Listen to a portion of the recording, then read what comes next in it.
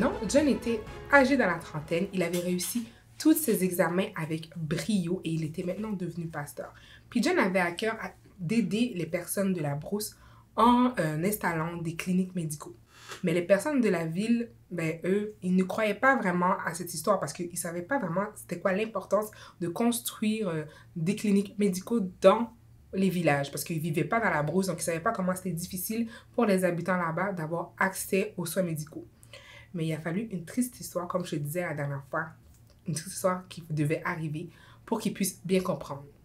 Un homme nommé Jimmy a eu un grave accident de cheval.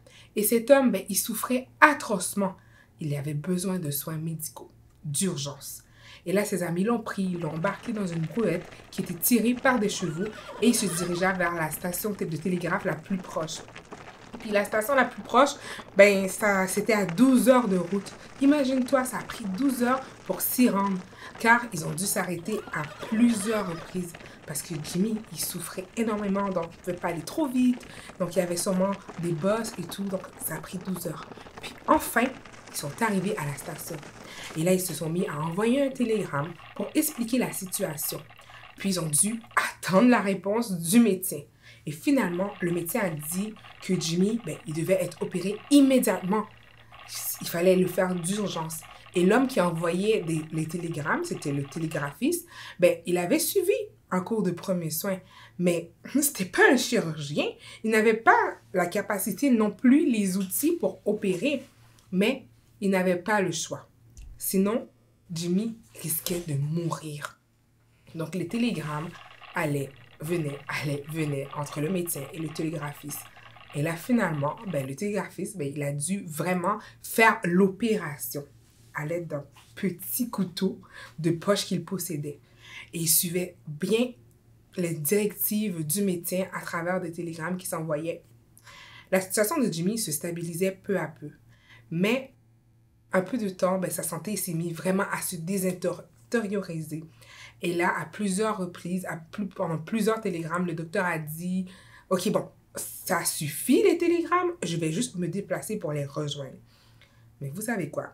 Le voyage a duré 6 jours. Oui, l'Australie est très vaste et la brousse encore plus. Donc, imagine ça, ça a pris 6 jours pour que le médecin puisse arriver. Donc, malheureusement, à son arrivée à la station de télégraphe, Jimmy était déjà mort. Puis beaucoup de gens ont entendu cette histoire en Australie. Ils ont entendu parler de Jimmy.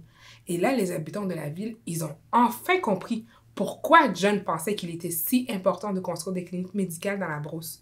Les gens ont commencé à aider John et à lui donner de l'argent pour les cliniques médicales. En utilisant l'argent que les gens ont donné, mais John, il a travaillé sans relâche pour construire des cliniques. Puis après de nombreuses années, il y avait des cliniques dans toute la région, dans toute l'arrière-plan de l'Australie. Et John a dit à toutes les infirmières qui travaillaient dans les cliniques que ça ne servait à rien de soigner les blessures physiques d'un homme si son âme restait malade. Donc là, ça faisait partie du travail des infirmières de parler de Jésus à leurs patients. C'était vraiment quelque chose que John il avait à cœur. De parler de Jésus à leurs patients, mais aussi de la façon dont Jésus pouvait guérir leur âme et les sauver. Donc, John était vraiment content des résultats. Il était content des cliniques médicaux. Mais il savait qu'il fallait faire encore plus. Et la brousse, comme je l'ai dit tout à l'heure, c'est trop vaste. C'est très, très vaste. Puis, John, il reçut une lettre de la part d'un jeune étudiant en médecine. L'homme parlait de l'utilisation de l'avion comme un moyen de transport dans toute l'arrière-plan de l'Australie. Il est vrai que le vol d'avion, à cette époque-là, comme tout autre appareil volant, ben, c'était assez récent. Puis à cette époque-là, c'était pas vraiment le moyen de transport le plus fiable. C'était vraiment en expérimentation encore. Puis il y avait même beaucoup d'accidents d'avion mortels qui se produisaient parce que c'était encore en voie de développement, ce moyen de transport. Puis le train, ben, c'était toujours le moyen le plus fiable, le plus sûr pour voyager sur des longues distances. Et là, même seulement que ça prenait plusieurs jours ou même plusieurs semaines pour faire les voyages entre les petites villes dans la brousse. Parce qu'il fallait aller à dos de cheval ou à dos de chameau. Et ben, c'était encore plus long qu'on utilisait ces animaux-là au lieu de prendre les trains. Donc, John s'est dit que mais l'avion, c'était vraiment sûrement la meilleure des solutions. Mais acheter un avion, ça va coûter vraiment cher. Déjà qu'il avait de la difficulté à avoir des subventions pour pouvoir construire les cliniques médicaux. Imagine en plus qu'il fallait acheter un avion. En plus, une nouvelle technologie récente pour l'époque. Donc, ça allait coûter sûrement cher. Donc, John savait que seul, il n'allait jamais y arriver. Il n'allait pas pouvoir démarrer un service médical volant. Non seulement il a pris le temps pour prier, mais il s'est même mis à écrire des lettres à des organismes ainsi qu'au gouvernement et même à des journaux afin de les sensibiliser à la cause des communautés dans les régions éloignées de l'Australie. Ouf! C'était vraiment un grand rêve que John avait là. Pensez-vous que Dieu lui donnera toute l'aide qu'il lui faut, toute l'aide nécessaire pour réaliser ce rêve? John, il n'était pas vraiment effrayé.